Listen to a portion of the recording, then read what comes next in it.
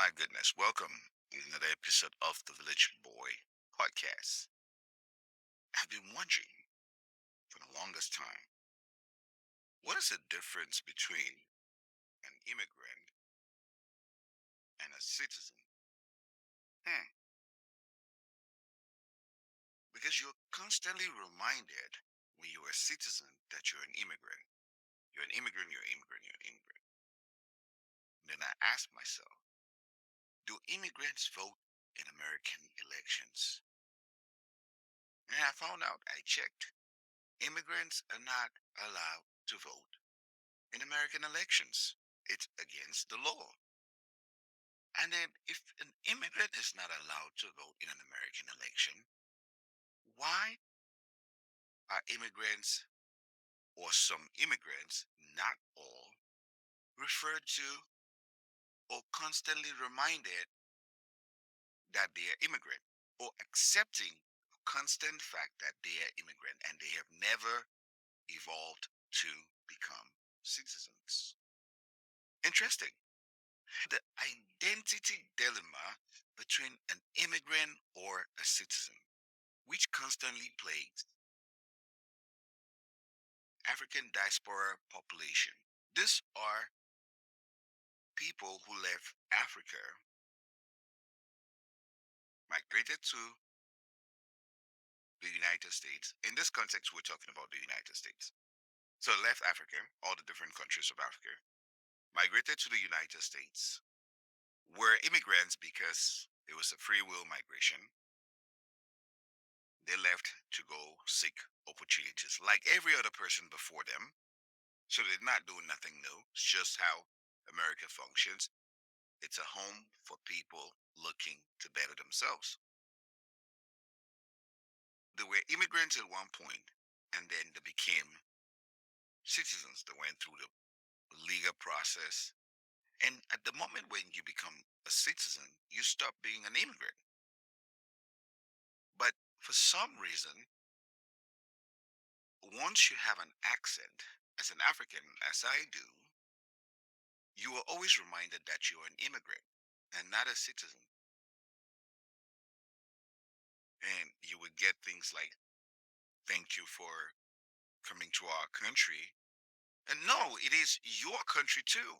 Now, if you are a citizen, it is your country. So it's not some other person's country more than it is your country. It is your country. So somebody cannot be more American than you if you are a citizen through naturalization. There's no more American than you. You are an American. So I decided to go look it up. And I went through this website, Nelson's Immigration Law. And I was like, what is the difference? Like naturalization versus citizenship. What is the difference between the two? If you don't know, it says don't worry. Because many people get the two confused. And others don't even know the difference at all. But for people who migrate to the US, who have an accent, a heavy accent, predominantly like sub-Saharan Africans, they're constantly reminded that they're immigrants.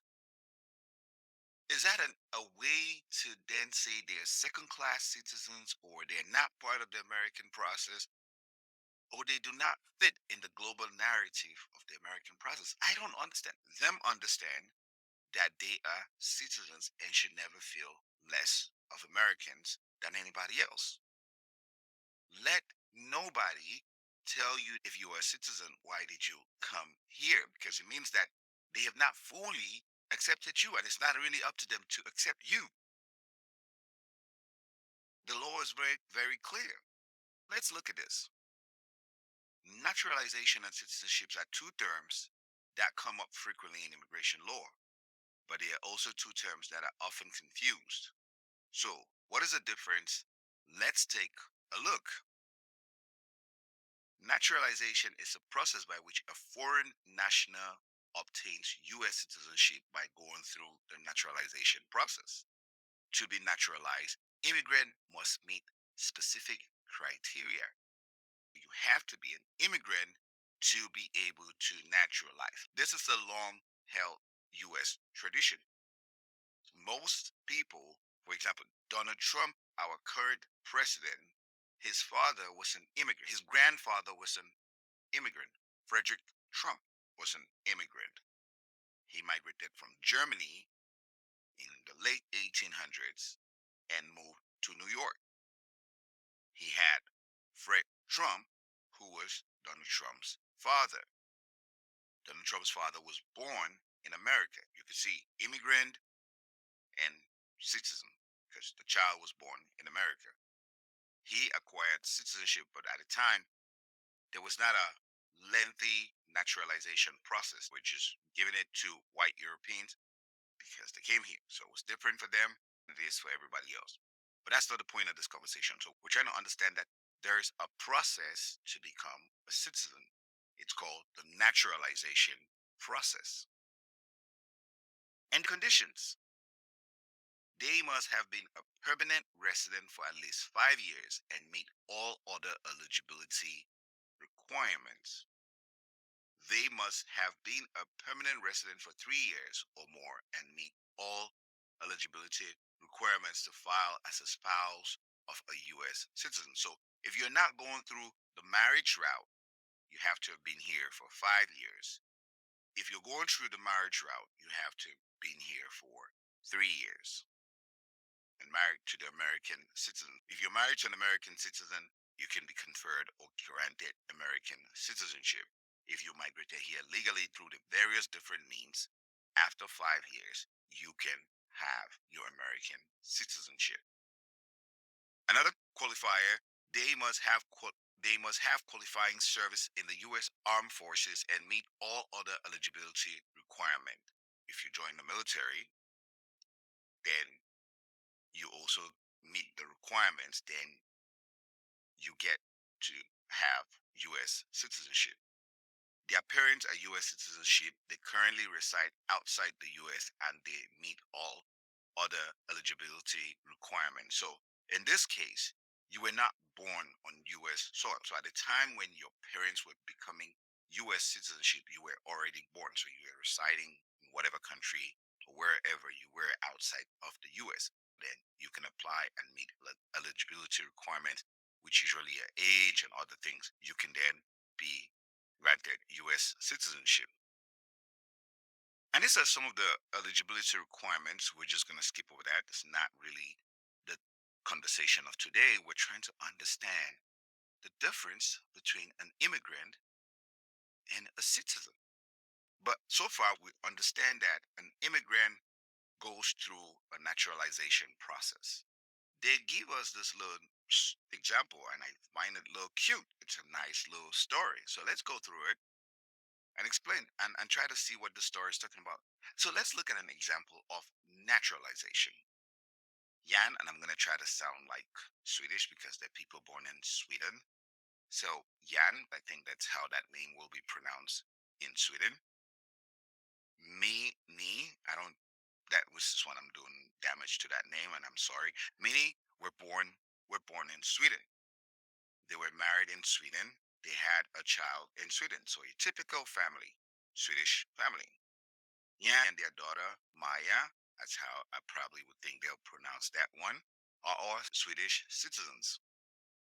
Jan is offered a permanent job in the United States, so he probably came through H-1B visa because there's no other way to to have a job if it's not an H-1B visa, which is one of the visas that um, the Doge uh, leader prefers, bringing foreign workers at the expense of American workers. There's a video for that. If you want to watch it, you can go watch the H-1B video that I did. So this is an example of an H-1B situation. They have a permanent opportunity to come to the U.S. and work.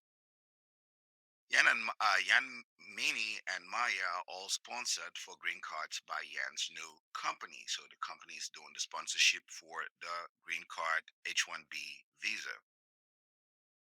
Yan is doing an amazing job. He has been kept for 5 years and he loves America so much. And He is assimilating to American culture.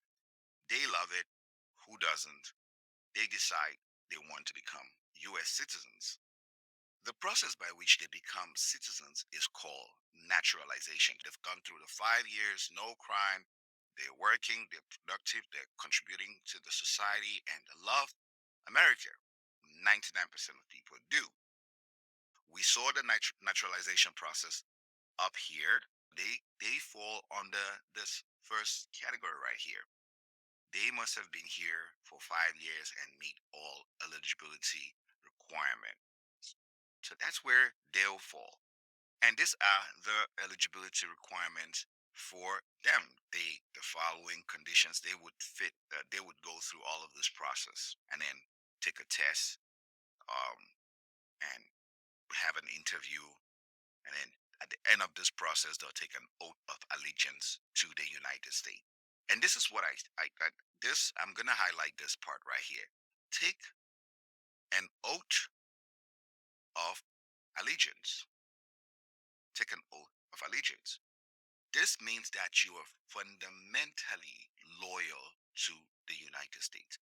Once you take the oath of allegiance, you put your hand up, you swear that you're going to defend the Constitution of the United States. Naturalized citizens are people that have also taken that oath to defend the Constitution and fight for America if need be. We go back to Yan and Minnie's story. So, after 5 years to go through the naturalization process, this requires them to undergo an interview, take a civics test, take an English test. And people must always understand that with naturalization, there's that cloud hanging on that it could always be taken away from you. It's a privilege, it's like your driver's license. It could always be taken away from you if you do something outside the context of the law. Or if the country finds out that you're not what they want for America, they can petition and create a scenario where you get to be stripped of your citizenship. So it's a privilege, it's not a right. So you can lose that snap of a finger. A lot of people have lost their citizenship, right? We keep going. So after taking the oath, both Yan and Mini are issued with certificates of naturalization, which proves their US citizenship. So you get this beautiful certificate like you've gone through college, you're awarded what's like your new birth certificate. Your new citizens of the most beautiful country in the world, the most powerful country in the world. Go be productive citizens. At this time, you have stopped being an immigrant. You have an accent. Nobody should be able to still label you an African or an immigrant from wherever. If you are a US citizen, you are a US citizen. Nothing else matters. Since Maya is only 6 when her parents are naturalized, she obviously can't take those civics tests. Fortunately, US has a system to adjust and accommodate for situations like this. Yana Mini can fill an application for a certificate of citizenship for her. Once approved, Maya also becomes a citizen as a benefit of her parents becoming citizens. And that would have meant at the time of them filling this form, they put in her name and the process goes through. So for someone to apply for naturalization, they must be 18 years old or older. Children under 18 can be naturalized once their parents become US citizens by applying for a certificate of citizenship as mentioned above. So the children under 18 and under above 18, you get to apply on your own. Now, citizenship acquisition. The first way to become a citizen is being born in a US territory. If you're a US citizen and you're anywhere in the world, when your child is born, they're American citizen by birth. The difference lies in the fact that citizenship acquisition involves being given citizenship as a consequence of being something, i.e., child of a US citizen. That's how you get US citizenship. You're given as a consequence of something. You're born in America or you're born of American parents. Via naturalization is being given citizenship as a consequence of doing something. You have met the conditions, you have checked the box, you've lived here for 5 years, you've lived here for 3 years in the custom marriage. You've joined the military as a consequence of doing something. Then you're granted U.S. citizenship. Both naturalization and citizenship make you a legal citizen, and both have the same inalienable rights within the U.S. Naturalization requires that someone be a lawful permanent resident for 5 years, 3 years prior to application, depending on whichever condition they're filling. Naturalization requires that an immigrant meets the requirements established by Congress in the Immigration and Naturalization Act. Naturalization requires an immigrant to take an oath swearing allegiance to the United States. Essentially, that is the difference between naturalization and citizenship. And I created this podcast not just so to educate people what the difference is because Trump's election has created a rift amongst communities, even between birth citizens and naturalized citizens. Americans have been divided against people voting for Trump. People have cut off their family members because of political choices. There are two parties in America. There's the radical liberal left and there's a radical right party. The liberals were attacking the Trump voters for voting Donald Trump. They are calling them uneducated families and not talking to one another. I have this to say. The African diaspora who went through their immigration process were immigrants before becoming immigrants. These people still call themselves immigrants. And I say, how can you be an immigrant and vote in an American election? Hmm, interesting. Because it's against the law for an immigrant to vote in an American election. And we have looked through this process to say you have to go through a naturalization process. And one of the perks that comes when you become a citizen is your eligibility to vote. The Africans are insulting each other. And these are all citizens, even those who are not citizens, those who are just lovers of American politics. They have joined the radical left to attack people who voted for Donald Trump. So the immigrants, those who are not even in the United States, are hoping to eventually come one day to the United States. And the citizens have created a greater coalition and are attacking people. But how did we get here? There are two political parties. Politics in Africa is very tribal. You vote for people not based on ideology, but based on the ethnicity or the tribe from which they come. This is how Africans have voted. It's tribal politics. I'm voting for this guy or this woman because we come from the same region. He speaks the language I speak, she speaks the language that I speak. Then I can support. The opposition can be preaching what I want to see for the country. But I don't come from that village ethnicity. I don't come from that tribe. I'm not going to support that person, even though everything they are promising to deliver for the country is good and what I want. This is how sub-Saharan African politics has been done for generations. Now you migrate and come to America, one greatest country, greatest democracy that has existed, and there are two political systems. There's a conservative party and there's the liberal Democrat party. You can look at the Democrats and say, okay, what does the Democrat Party offer me? What does the Republican Party offer me that I want to support or I want to belong to the situation? And the Africans look at the Democrat Party and say, the Democrat Party supports open borders, illegal immigration. And when I look at the Democrat Party, I see people that look like me and I feel at home. I sign up to the Democrat Party. When I look at the Republican Party talks a lot of hot air. They are a party that are pro family but don't have benefits, don't push benefits that support families. In the richest country in the world, we do not have paid family leave, maternity leave. We don't have all of those characteristics. And when you look at the Republican Party, the breakdown of people that look like you, as somebody coming from outside who is very, very keen to tribal politics, you're like, oh, there's nobody that looks like me here, and I'm not going to support. And I hear the things they say. They're like, close the borders, deport everybody. People that come to our country must assimilate to our ways. This is what the Republicans say. They don't want universal health care.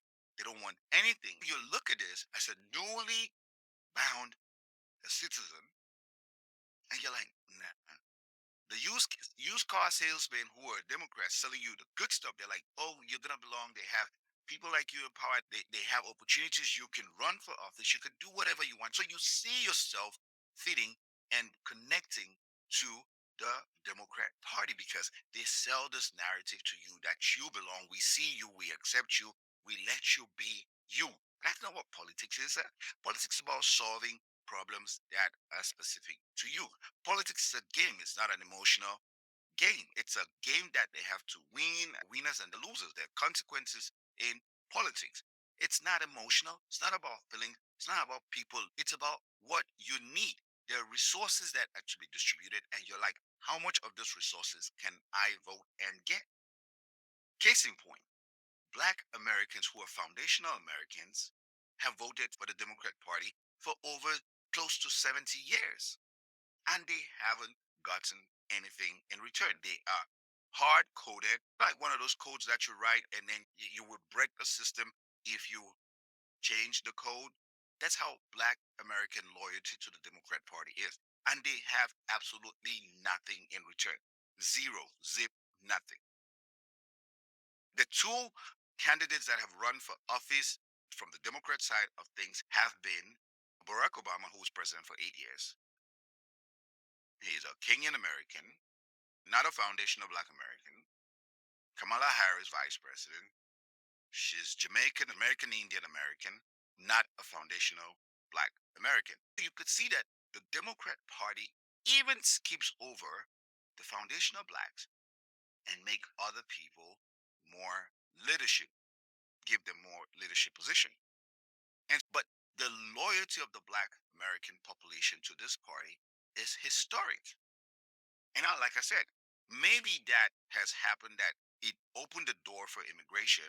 But I probably would argue because America is always going to be a country of immigrants, except two classes of people that don't consider themselves, shouldn't consider themselves as immigrants. There's a video for that as well. If you look at the video of who should not consider themselves as immigrants, it would be down below. So Africans come migrate to America, go through the naturalization process, and become citizens. And they still vote along tribal lines. Do they look like me? Do they sound like me? Do they say the things that sound good? Even though I don't support the vast majority of Africans are not entirely pro-abortion. They're gonna tell you that they don't, the vast majority. They're not this aggressive pro-abortion. They're gonna support some abortion rights. They're not some of those liberal policies, they're not for those liberal policies. But they're for some immigration and they don't feel at home with the Conservative Party. The Conservative Party is not a party that has grown its base by inviting people through mutual conversation and dialogue. The immigrants don't fit or see themselves as belonging to the Republican Party. And that's why you look at the Republican Party, they have spotted coloration because there's no representation. There is this divide as free thinkers still on tribal and feelings and emotional lines. And now with Donald Trump, there's that clash. Boom, powerful clash. The people that find themselves very educated, they understand everything, have not been able to solve the problems of Africa with all their intelligence, all their intellect, all their education. And you must understand Once you go through an education system in America, chances are you are going to be leaning radical left because it's a programming machine where you are indoctrinated to become pro left. Africans are conservative people. They value family, they value religion, Christianity mostly. They want government of the people within the settings, and they don't believe in a very large government because they're very oppressive and very bureaucratic and very problematic. They come from countries where bureaucracy has been the problem, the leading problem. You would think that they would want to go align themselves with a party that wants to shrink government, wants you to have more autonomy, wants you to have more freedom and determine for yourself what you want to do. But they don't do that. They don't go to the conservative side, which is what the conservative party preaches. But the conservatives don't know how to sell this message to anybody who is non-white. All other minorities kind of like just stay away from the conservative party because the conservative party is too aggressive or rejecting of non-white members. They may argue, but you look at the breakdown of their party, it is 90% white. And the Democrat Party, when you look at the breakdown, it's homogeneous, it's very blended, it's reflective of America. If you look at both parties, you would say one is a reflection of America, one is the reflection of the South, the Jim Crow South. And the Republican Party has not been able to change this narrative because they should be able to stay on message, but be able to attract more people so that people, a country of immigrants, cannot be a country of only white people.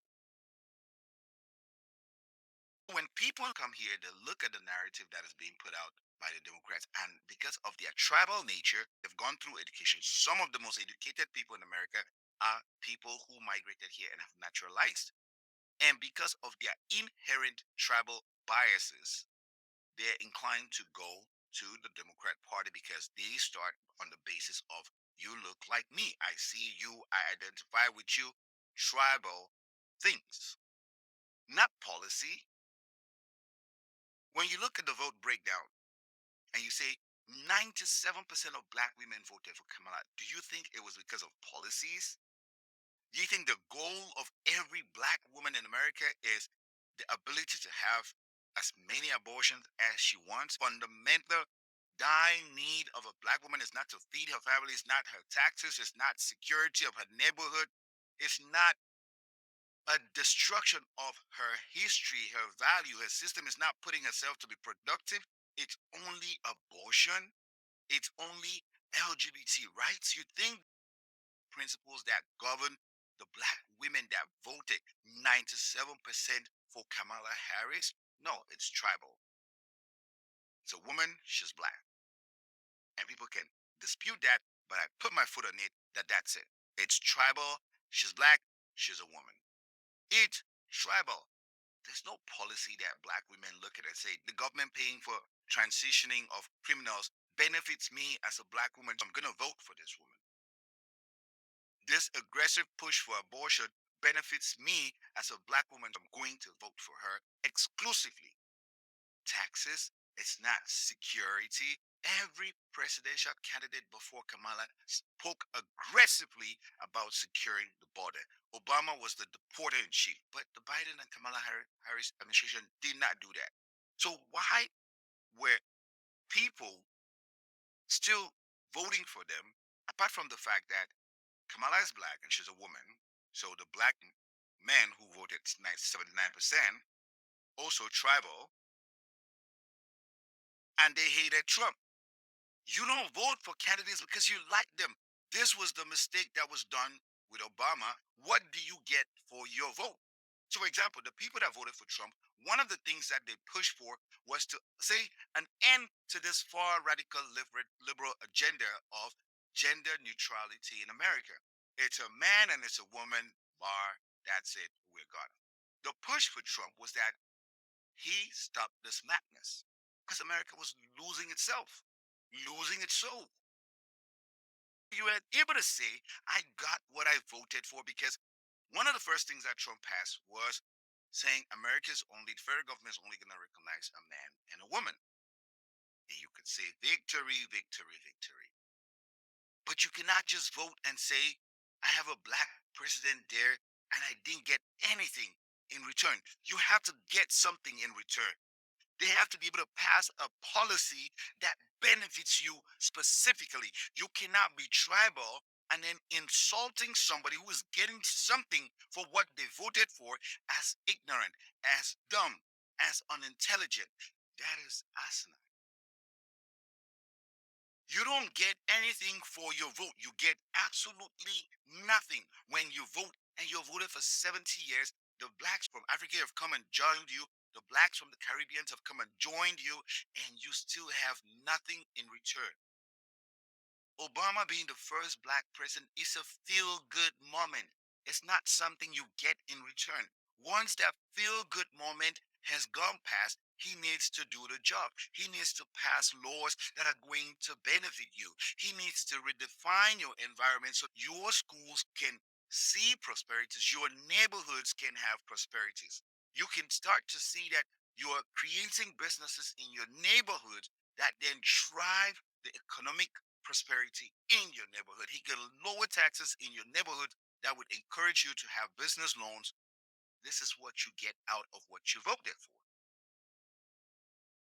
And when you don't know why you're going to vote, you're not going to expect anything when you're voting because you never went into the vote demanding anything. And when you are loyal at 97% of the time, you don't get anything because you are loyal. You are locked in. Like I said, it's like a code. If you displace that code, you break the system. So you cannot, you don't get anything because where are you going to go? I mean, you cannot go join the Republican Party because as a tribal person, you cannot identify with the Republican Party. So you are locked in the Democrat Party, and they know that you're not going anywhere, and they're not going to give you anything. Every other community that comes up today, they can make up a new community because you know the Democrats make up new communities on the fly.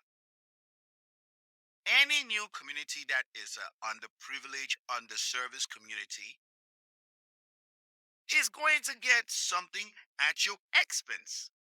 And because you're loyal and because you vote because of passion and compassion and you vote your heart and you vote your feelings and you are empathic, you can be like, yes, we are Mother Teresa. Let's go ahead and do what Jesus would have done for these people at our own expense. Your schools are terrible. Your kids cannot read a grade level. There's no security. You have no police in your neighborhood. You don't have neighborhood policing. Police have to come from different neighborhoods because black communities don't have police. You don't have businesses. You're not starting businesses in your neighborhood, small businesses. It's not a black grocery store. Whole Food is going to start and go open up in white neighborhoods. They're going to avoid black people because they don't even have the income to be able to open this. African immigrants who become naturalized citizens come, go to school, have a high education, productive, and they don't go and live in the black community. They don't bond with the fellow black brothers and sisters because they value safety, they value work, they value so many things. They're gonna go to white suburbs and live there.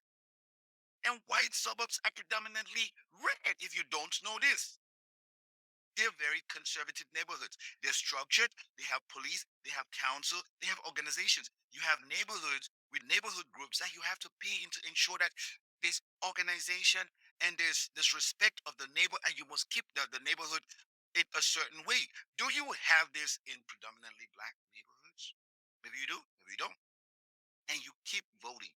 Every 2 years, you recycle the same black people because black neighborhoods are predominantly governed by black Democrats and you see the outcome, but you stay there, you close your eyes, and you're like, the outcome is going to be different. Year in, year out. You know, a few people have said, we don't want that no more. We've been on this boat. I have been on that boat. I was a Democrat. I supported Obama. I was a hardcore Obama. Obama started losing me in 2012. I was looking at John Kasich, but he didn't make it through. Because I always thought fundamentally I was a conservative. And I eventually embraced my conservatism. But also, I also don't always feel at home with the Republicans because they will say some crazy things, and you sit back, you look at it, you're like, oh my God. As much as you are a conservative, but you have to always fight for what you want. There is nothing that the Democrats are selling that I want.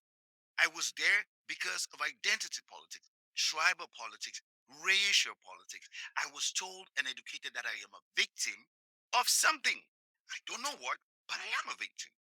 And I must embrace my victimness and my victim role to be able to survive. The good old white liberal will refrain me, is going to fight for my bread and put it on my table. I'm a proud man. I don't like let nobody fight for my bread. I'll fight for my own bread and put it on my own table and set my own laws in my household. With my mentality and my ability, I could not see myself fit in the Democrat Party anymore because it was a party that, yes, there are people that look like me, there are people that have my same accent, there are people from the same country which I came, but I don't longer identify. I don't fit. I can't even raise my voice. I can't even object to things because they're gonna throw me under the bus. They're gonna crush me. They're gonna say you're not fit to be part of this party anymore.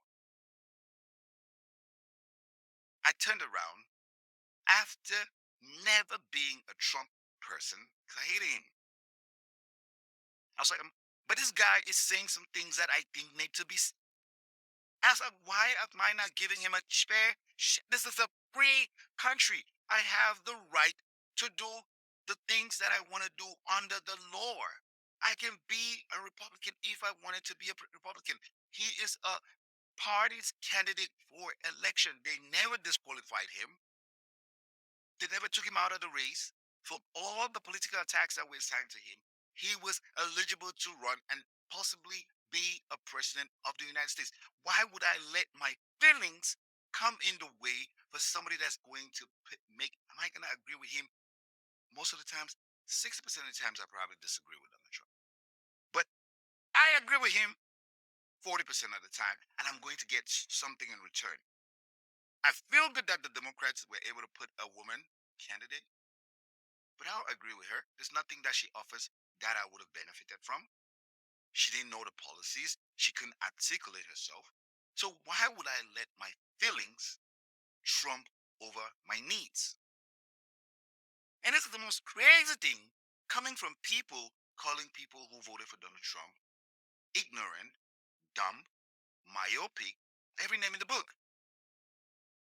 How can somebody go into an election, vote for a candidate, gets a return on investment, and you're insulting them that they are dumb.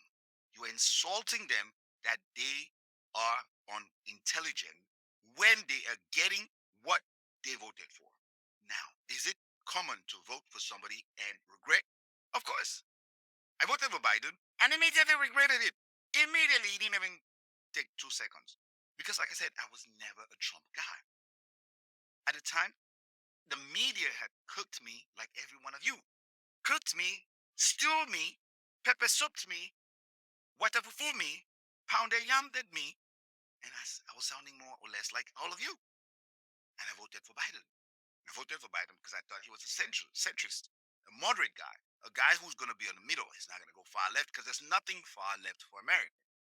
Nothing. We saw in the last 4 years, there is absolutely nothing that would move this country to a better place than it is today is going far left.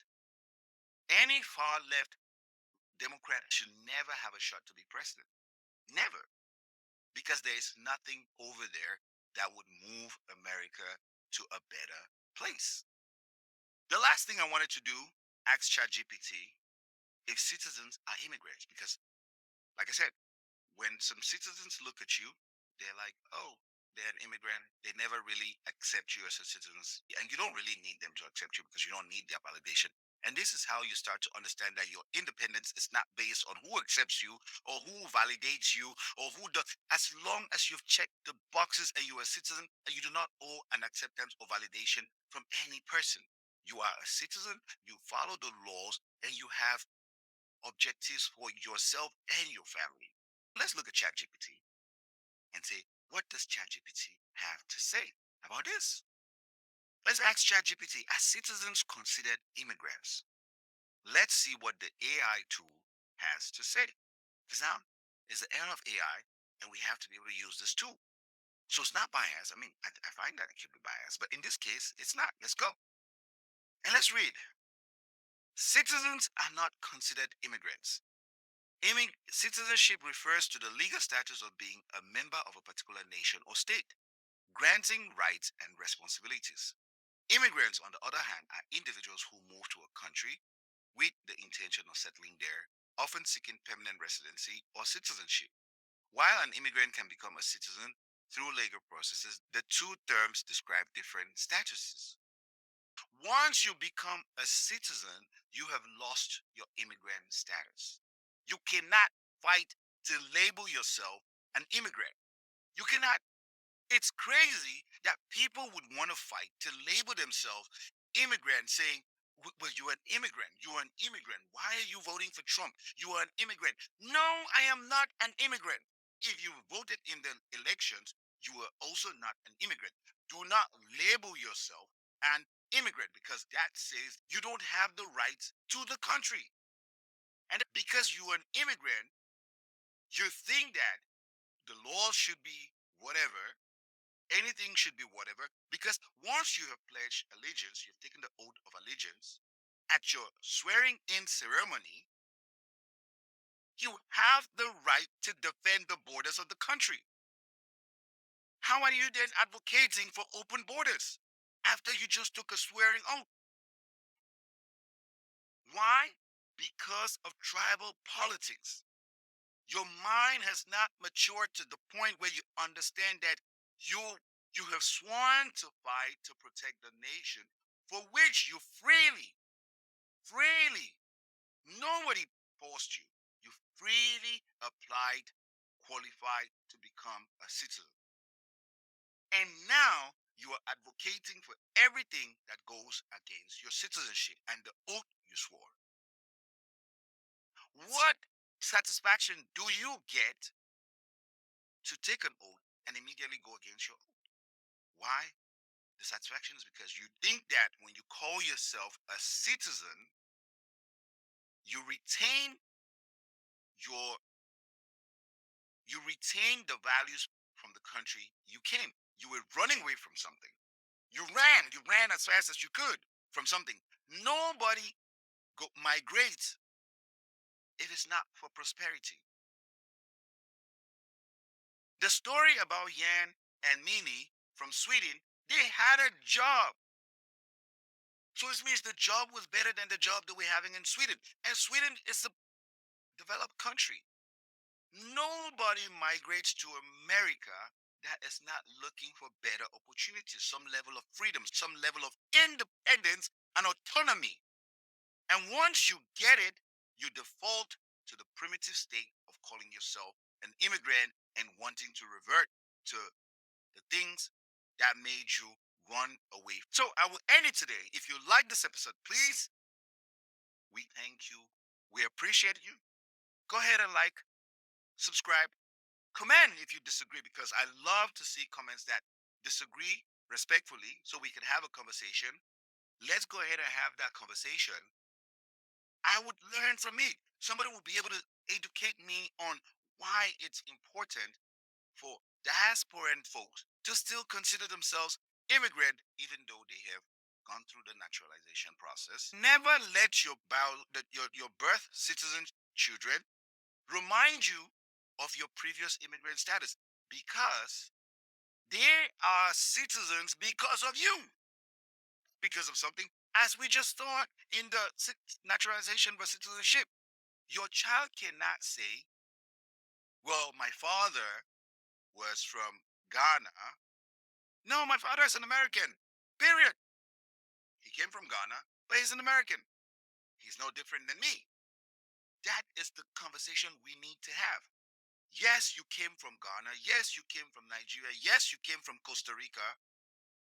But if you are a citizen, your citizenship is what then makes the child a citizen by birth.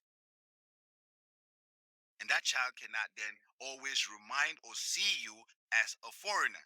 We have to be able to educate them that they are citizens because of us, as we saw. Well, it's your host, Tres. I hope this was a nice conversation. Please like, subscribe. Let's grow the page. It's our page. It's a village podcast, which means in a village is a collective of people that have come together to have a conversation. And I want this to have that village feel. I want it to have that connection where we bring people together and we can have conversations where we disagree, but we agree over a common purpose. That's the goal. Thank you. Stay blessed, stay warm.